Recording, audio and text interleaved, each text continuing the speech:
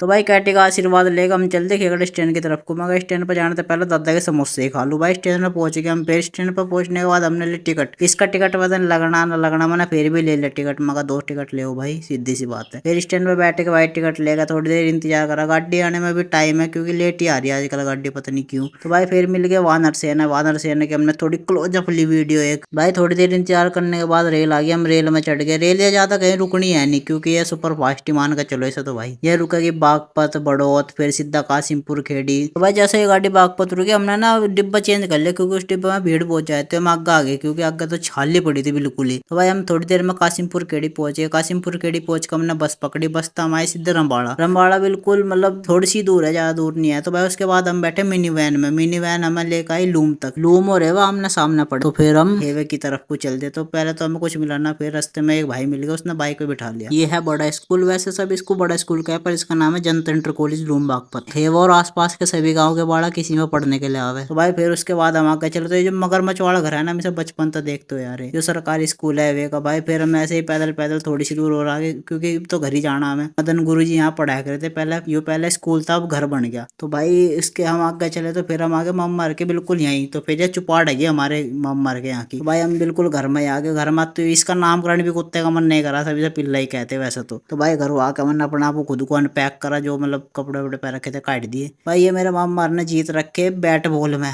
Bat ball खेलने के शौकीन है मेरे मम्मा। ये मेरे नाना जी थे, गुजर गए अब तो। भाई ये हमारे मम्मा का घर हैगा। इनकी भैंस माता हैगी, ये इसका दूध काटेगा, शाम को कोई चाय पिया मुझे इसकी।